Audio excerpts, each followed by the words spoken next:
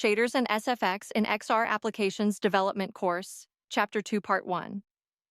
At the successful completion of this day's training, learners will be able to identify and recognize the importance of VFX in games and XR applications, differentiate between CPU and GPU particle system limitation and usage. VFX design, or visual effects design, is essentially the process of creating or manipulating imagery outside of a live-action film shoot. It's a crucial part of modern filmmaking, television, advertising, and video game production. Here's a breakdown. VFX involves integrating live-action footage with generated imagery to create realistic or fantastical scenes. This can include anything from adding subtle enhancements to creating entire digital environments. Computer-generated imagery, CGI, is a major component of VFX, involving the creation of 3D digital images and animations. The compositing involves combining different visual elements, such as live-action footage and CGI, into digital data for animation. SFX refers to artificially created or enhanced sounds used in films, television, and video games to enhance realism or create specific atmospheres. Let's watch a video discussing VFX, CGI, and SFX. This is CGI versus special effects versus visual effects. Before we get uploaded to the mainframe, subscribe to Studio Binder and enable notifications to watch more of our videos. Today, we are joined by Editor-in-Chief at VFX Magazine Befores and Afters, Ian Fales. Cue the effects.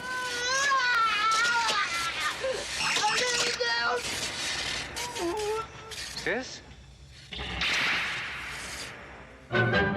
Since the beginning, movies have made the impossible seem possible with a variety of camera tricks and optical illusions. Today, these illusions are typically achieved through VFX, CGI, and special effects. But it's become increasingly difficult to tell which is which. Take this shot. Can you tell which elements were captured on set and which were added in post-production? The answer may surprise you.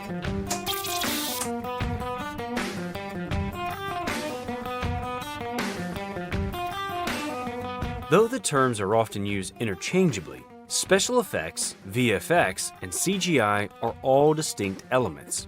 Ian Fales explains. You'll hear an interview with a director, a filmmaker, an actor, when they say, "Oh, I love the special effects."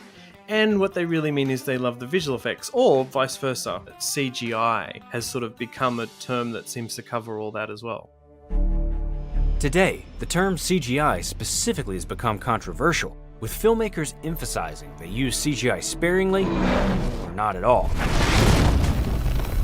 And everything you see in this film, obviously, it's for real. This may be because CGI is misunderstood. Using CGI again as that catch-all term. When people say something like something feels overly CGI and they have an affinity or they really want things to go back to being practical. There you are. There you are. Knowing these differences allows us to become more literate about the medium and appreciate the various artists who joined forces to give us unforgettable experiences. Let's begin with special effects. Special effects are elements that are physically created on set. Special effects really relates to things that you still can't really just go out and shoot easily, but that require some sort of practical effects, but often done on set.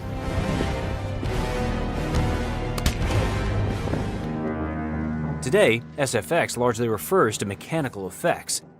Mechanical effects are elements created in front of the camera, also called practical effects.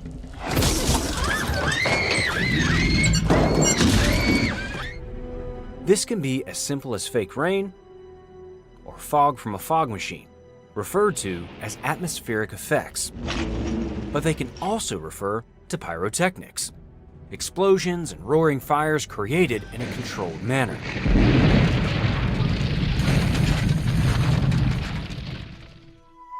Other forms of mechanical effects include animatronics and prosthetic makeup.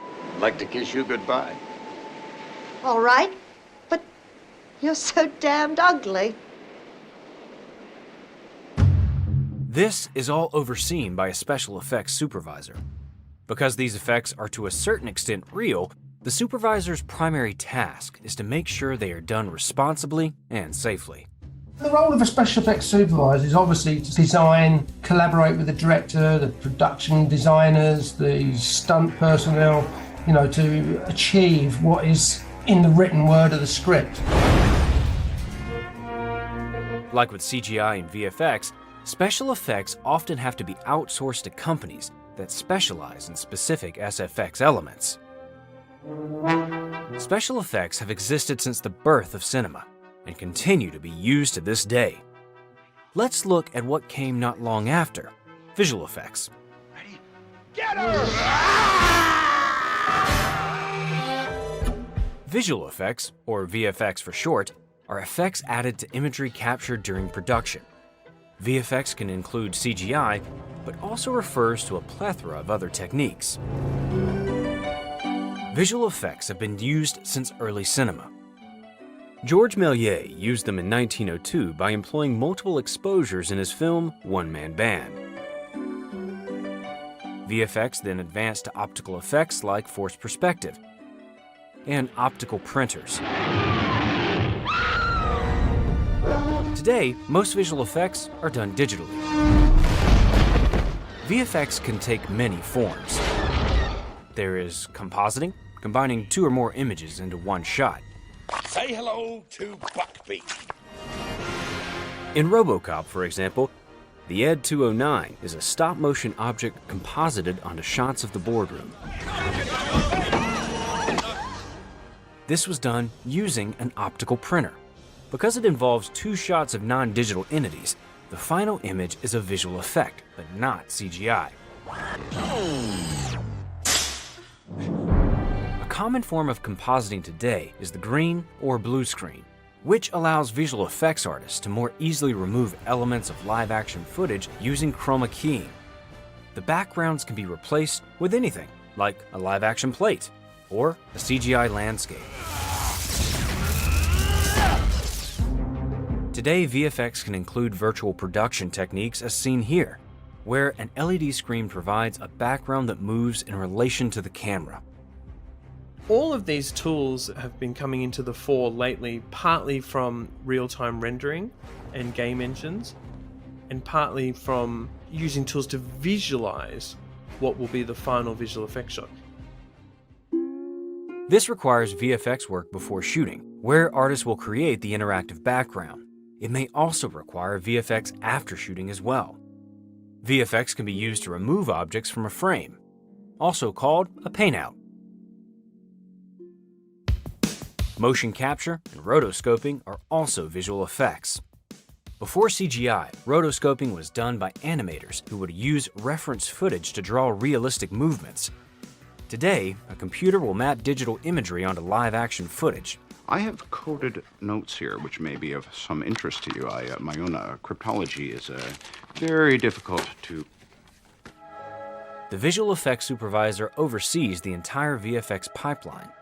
This includes being involved in pre-production and on-set to ensure the footage being captured will be usable for the VFX artists. You know, in Oppenheimer, basically Andrew Jackson, the visual effects supervisor, was one of the first persons who read the script from Chris Nolan. Visual effects cover a wide realm of manipulation, including CGI. CGI stands for computer-generated imagery. In other words, any visual element in a film that has been solely created digitally. This includes cities, vehicles, or even entire characters. I know you can't understand me, but put down the stapler or I will electrocute you. With computer-generated imagery, you can create anything or recreate anything, just about. And there's almost no end to what you can do with CGI.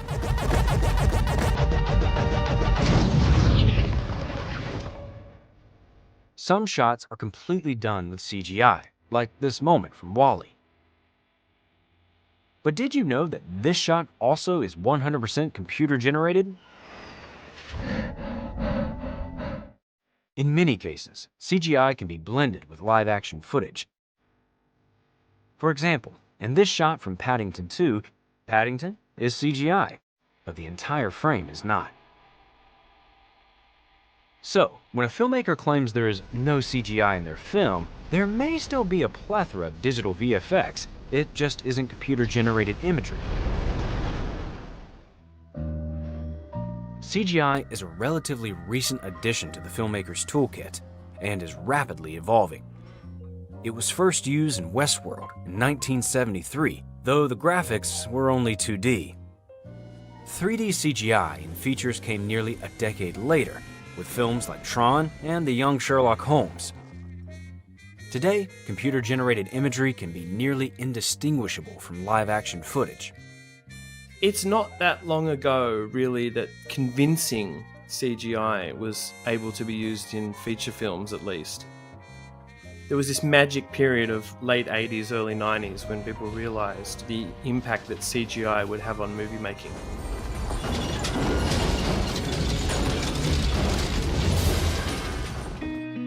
Making shots with CGI believable requires a lot of work. Forrest Gump, John Lennon. It typically involves the art department, which outlines what certain digital elements should look like. The previs artist may sketch low-resolution graphics to plan out scenes, allowing the director and other crew members to get a sense of what the final product will look like. The creation of the effects themselves requires multiple departments. FX simulation artists will specialize in mimicking the physics of real-world objects like water, hair, fire. Lighting artists will work to create lighting that is appropriate for the scene. If an object is being placed into a live-action sequence, they will match the pre-existing lighting. Then there's the asset department, which builds models, textures, and shaders to be utilized in the imagery. Meanwhile, the research and development team is constantly developing and improving the software that the artist will be using. CGI can be used for epic spectacles, or more subtle touches to a live-action shot. While VFX, CGI, and special effects all have distinct meanings, they are typically used in combination.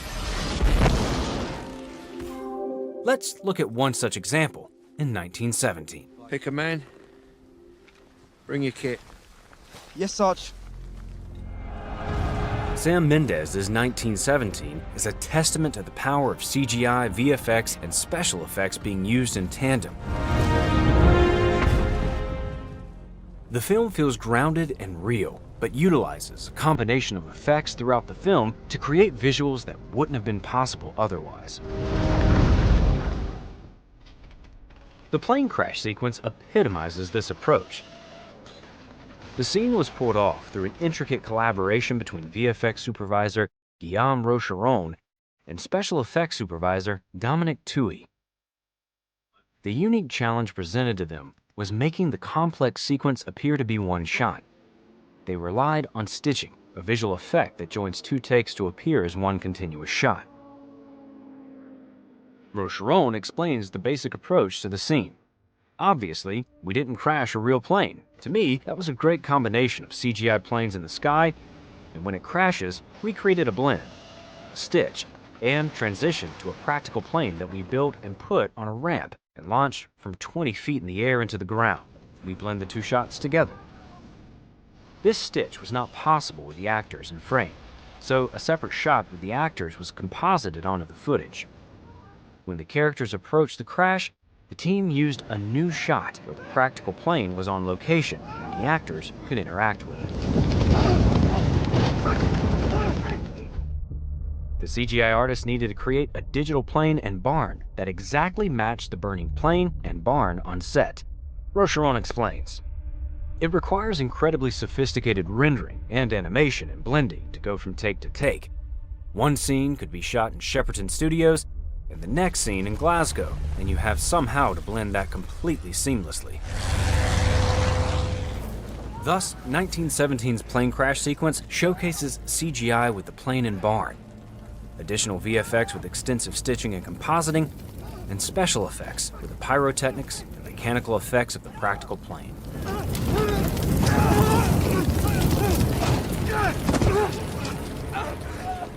Particle VFX has revolutionized the game's experience, significantly impacting how we perceive and interact with virtual worlds.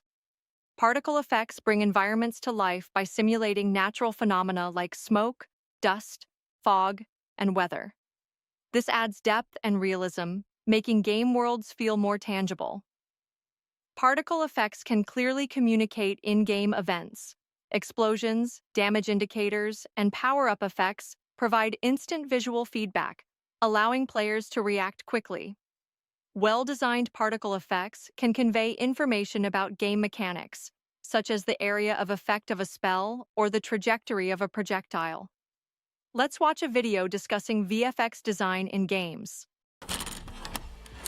Have you ever sat down in front of a campfire while being completely immersed in its complexity, thinking, I could watch this for hours? Well, you're probably a VFX artist at heart and you might not even know it yet. We've all played games with awesome visual effects, but did you know that you can bake actual gameplay information in a trail of smoke? Or that you can completely change the meaning of a spell by tweaking its color or contrast? VFX plays a very important role in gameplay, but it's not easy to pinpoint exactly how. So let's clear that up. Let's talk about what it takes to make good VFX in games.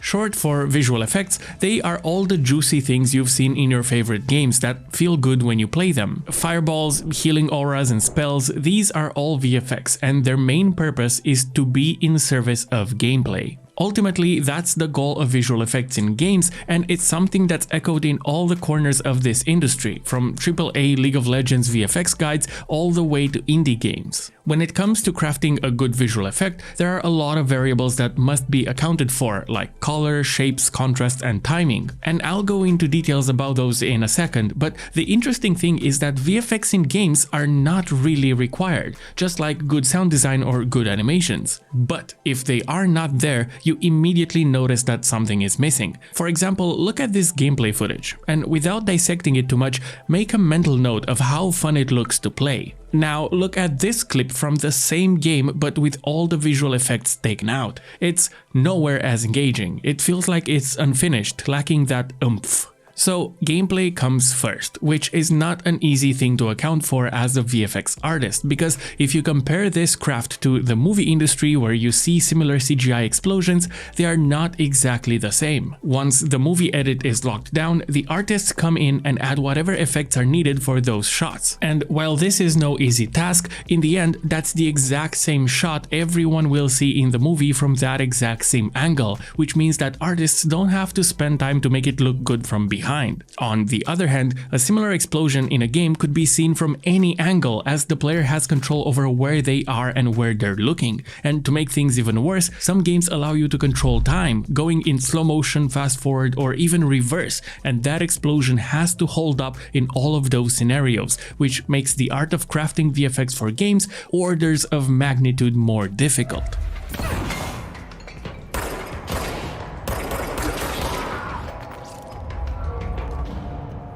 And the problems don't stop there. Technical limitations are also very difficult to account for, where in a movie, the visual effects are simulated and baked into individual frames, making up each scene. So a huge slow motion explosion covering the entire screen is no biggie, but attempting to recreate a similar explosion in a game and store it as individual frames will quickly make you realize that you've just filled the entire memory budget for that game, not to mention the processing power required to play back that explosion. So as a game VFX artist, you have to be very frugal with your resources. If you make a little projectile impact hit in a MOBA, you know that the player's camera won't be able to get very close to it, so you can make a judgment about its level of detail and resolution to keep things running smooth and not piss off the programmers on your team. And this brings me to a little realization I had while talking to various professionals from the industry about this topic. The title is VFX artist, but in practice, in the process of creating visual effects for a game,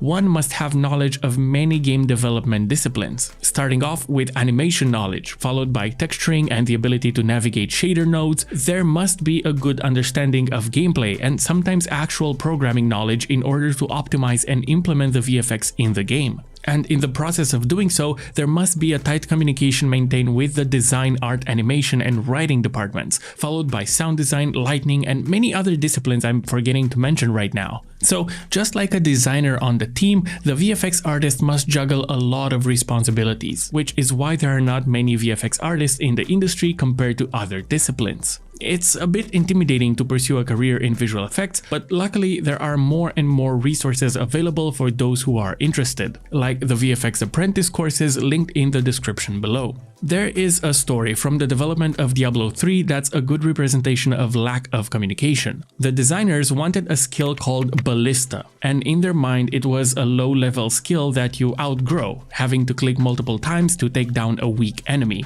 On the other hand, the VFX artists had a different approach.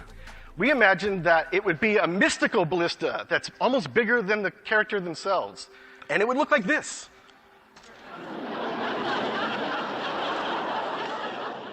There are a lot of things that can go wrong during the creation process, so let's go over the core pillars of good visual effects.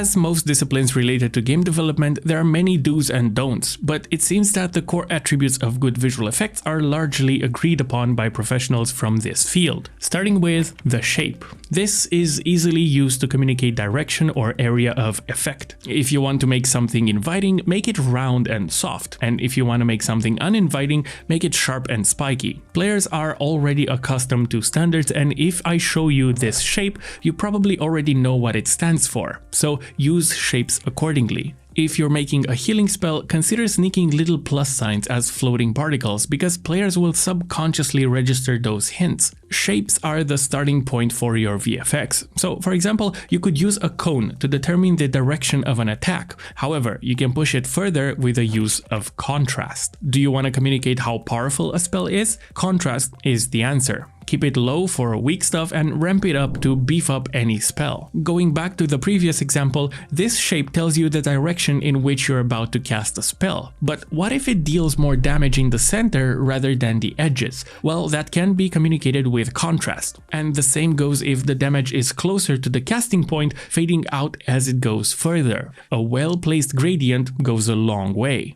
And even though it might be tempting to make everything be bright and powerful, it's probably best to practice some restraint. Keep in mind, if everything is powerful all the time, nothing really ends up feeling powerful anymore. That's the definition of contrast. But if you want to differentiate between visual effects even further, consider making use of color. Defining the visual identity of a character through the color of VFX would be a very good use of this. Are they angry all the time or peaceful and all about nature? Here's a cool practice scenario. Place a puddle in your game. Make it light blue and it's simply water, completely harmless, but make it shimmer with color and it's now gas. This communicates to the player that they can lure some enemies in it and maybe cast a fire spell to set it ablaze. How about turning it green? It's now poison, red for blood, and this list keeps going on forever and ever. But color doesn't tell the whole story, as timing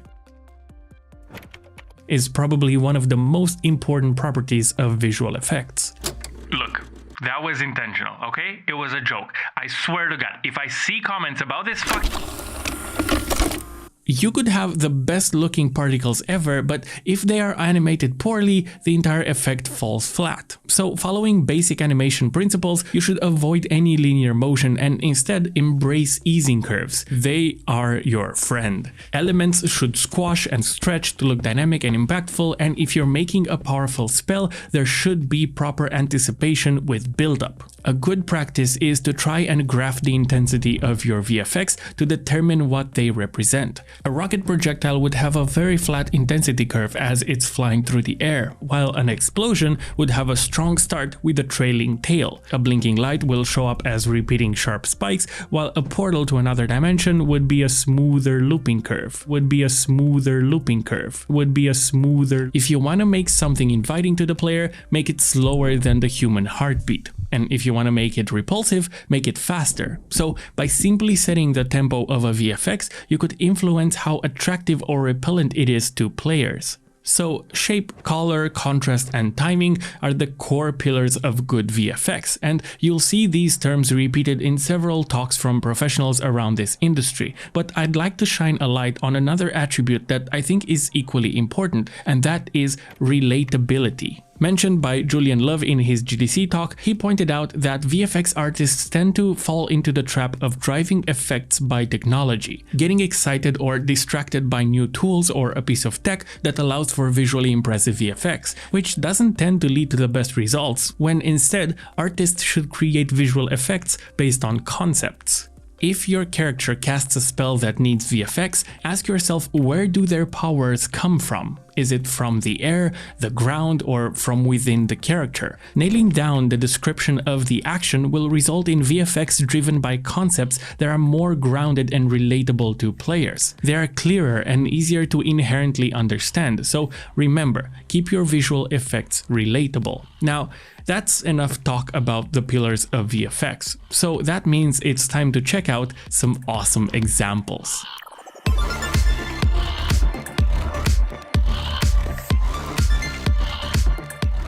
People tend to think of explosions when they hear VFX, or mostly decorative, pretty shiny things, but visual effects could be used in a functional manner when it comes to gameplay. For example, you could use them in order to communicate threats, like the glowing spots that show up on the ground to let you know that a projectile is about to land in that area. This visual effect communicates immediate danger, get the hell out of there now. In Move or Die, I did a similar thing by making the range of this exploding rocket clear through a circle that follows it. This tells players exactly how far away they should stay away from that rocket. It's tempting to always make VFX with soft edges in the hopes that they blend easier with their surroundings, but remember that gameplay comes first, and that's why I think the smokes in Valorant are superior to the ones in Counter-Strike, due to their well-defined sharp edges, reducing the guesswork in a highly competitive game. Down A. Oh! Here is an example of a frost bomb from when Diablo 3 came out. When they are spawned, these little crystals show up that gradually grow and explode, causing damage around them. This shows the player where the damage happened, indicated by the marks left on the ground after the explosion. This does not benefit gameplay, however, so the effect was patched later on to show the player where the damage is about to happen, indicated by the circles around the crystal before it explodes. And as the artist responsible for these said, this change doesn't make them look better. They look gamey, but they tell the player what they need to know, which is ultimately what's important. Another cool examples relating to threat VFX are snipers. In some games, whenever a sniper is scoped in and looking in your general direction, you'll see a little light reflection off of their scope. This is not only a great way to signal threat, but it's also diegetic. It kind of makes sense that it would happen, and if you're lucky and they miss their shot,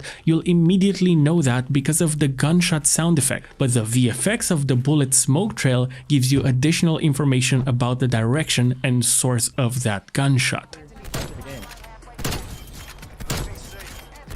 Oh my god! Visual effects can also be used to communicate how powerful something is. When you shoot a rocket that creates a fireball when it hits a target, you have to make sure it's the right size. Behind the scenes, the engine determines the area of that splash damage through an invisible bounding box, and if there is a mismatch between the visual fireball and the actual bounding box, then players won't be able to make a calculated decision based on what they see on their screen. A good example of emphasizing power through visual effects is the Twisting Nether card in Hearthstone. Just like other cards, it destroys all minions on the board, and from a mechanical perspective, this can be simply done by triggering the destroy animation on every minion, but that doesn't really look or feel that good. So by embracing the theme of the card, from a lore perspective, it destroys those minions by sucking them into a portal, and without changing the outcome but cranking up the VFX, you get something like this, which definitely makes me feel better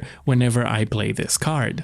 Going back to Move or Die, in the process of juicing up the death animation, I have also added something I call death splatters. They are these big splashes of paint that show up in the background whenever a player is eliminated. And aside from looking visually pleasing, I designed them with a specific purpose in mind. Because the game is fast-paced, you are required to keep your eyes focused on your own character in order to stay alive. So I made these big in order to tell you that someone died by noticing the death splatter with your peripheral vision without having to take your eyes off of your character. Its location tells you exactly the spot where that player died, and their color tells you who that player was. Additionally, death splatters also slowly fade out and desaturate over time, which adds another layer of information baked inside of them, which is how long ago that player died. If there are a lot of death splatters in a particular spot, it's very likely that you should be careful in that area. So this was my approach to design a piece of visual effect that benefits gameplay.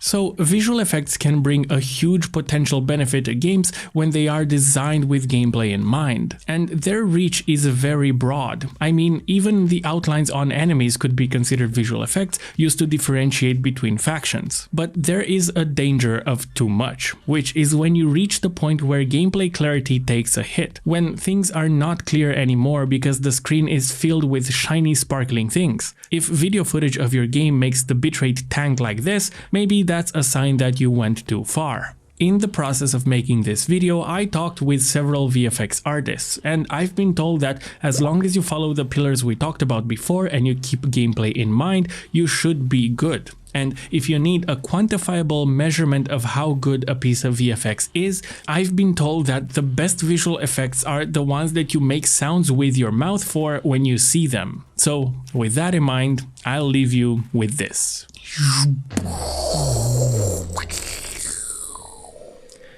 VFX in Unity 3D refers to the creation and implementation of visual effects within the Unity game engine. Unity provides a robust platform for developing VFX that enhance the visual appeal and immersive quality of games and interactive experiences. Core VFX tools in Unity. 1. Particle systems. This is a fundamental tool for creating a wide range of effects, from smoke and fire to explosions and magic spells. Unity's Shuriken particle system offers extensive control over particle behavior, appearance, and interactions.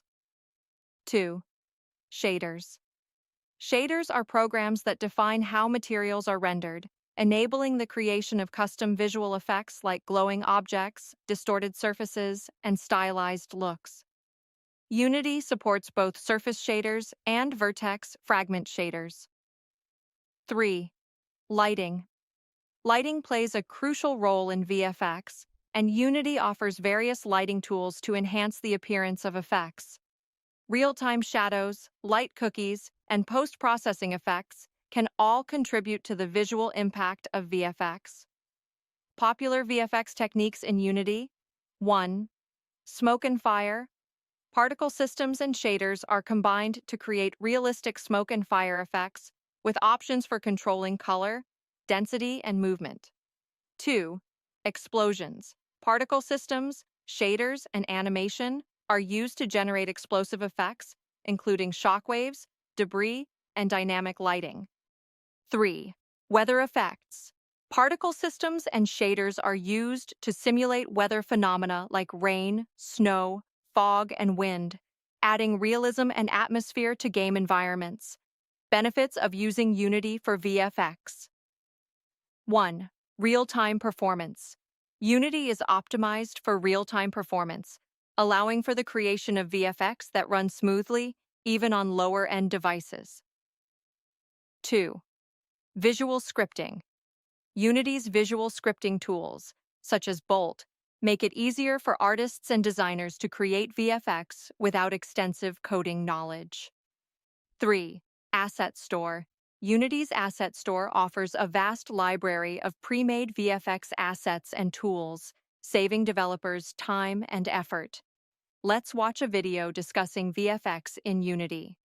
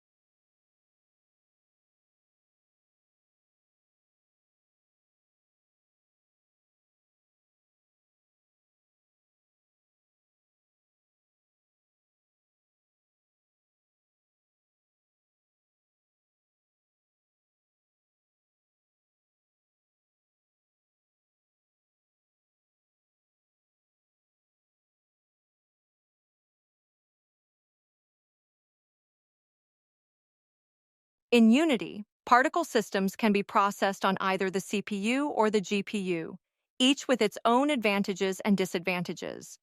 Choosing the right approach depends on the specific needs of your project and the complexity of your particle effects.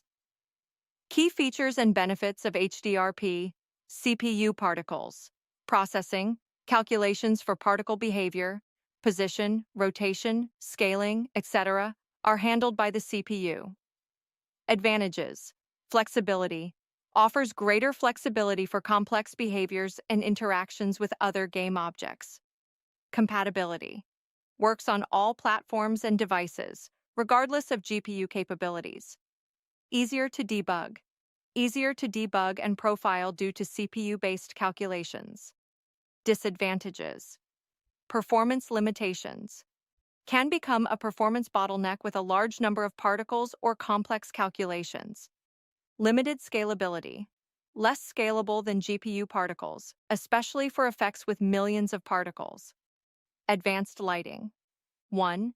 HDRP provides sophisticated lighting tools, including ray tracing, volumetric lighting, and high-quality shadows. 2. These tools allows for realistic, immersive lighting effects. GPU particles, processing. Calculations for particle behavior are offloaded to the GPU. Advantages: high performance, can handle significantly more particles and complex effects than CPU particles. Scalability, highly scalable, allowing for massive particle counts without major performance hits. Reduced CPU load, frees up the CPU for other tasks, improving overall game performance. Disadvantages: limited flexibility, less flexible for complex behaviors and interactions with other game objects. Compatibility, requires a compatible GPU with support for the necessary features. Debugging challenges, can be more challenging to debug and profile due to GPU-based calculations. Let's watch a video showcasing performance difference between CPU and GPU in Unity. Let's see, okay, so I'm gonna showcase real quick a project that I've been working on that I've been using to learn how to use the high-level shader language or the GPU programming in Unity. This is in preparation for implementing the marching cubes on the GPU using a compute shader instead of just a normal C# script. So let's just get this project started and I'll explain how it works. So you'll see here a 50 by 50 wall of cubes. Every frame on update, these cubes randomize their position up and down, and their color is being cycled. So if you kind of look closely at this cube down here in the corner, it hits red and then it slightly gets lighter and then it resets, you know. So the position is changing and the color is changing for each cube on every frame. You'll also notice over here on the side I have a repetitions input. What that is going to do is it's just, instead of changing the position and the color once every frame, it'll change it this many times every frame. And so what'll happen is, you know, the position gets changed. If I set this to 5, the position gets changed 5 times a frame, and the color gets changed 5 times in the frame. And so there's a CPU version of this algorithm and a GPU version written in a compute shader.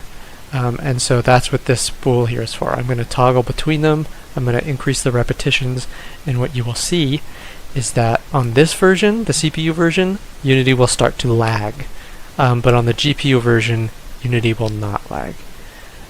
So here we go. CPU versions, I'm going to slowly increase the repetition count. You can already see it lagging. As I get it up to something close to 20, it's, you know, very clear frame lag. So I'm now going to set this to 1 again. I'm going to switch to the GPU version, and now I'm going to bump this repetitions up to 20, and you'll see it just smoothly get faster and faster. Right, here we go, you can see now it's way faster at 9. We're getting it up to 20. It's a little harsh on the eyes, but it's not lagging. You can see that. there. And again, if I were to switch back to the CPU, it can't handle it. It's like really slow, really jittery, really laggy. And then back on the compute shader, it's nice, fast, and smooth. Let's reflect on what we have learned so far. Creating a simple rain VFX in Unity is quite straightforward using the built-in particle system. Experiment with the different parameters to achieve the exact look and feel you desire for your rain effect. Remember to test it in your game scene to ensure it fits well with your environment. Let's watch a video demonstrating creating a basic rain effect scene in Unity.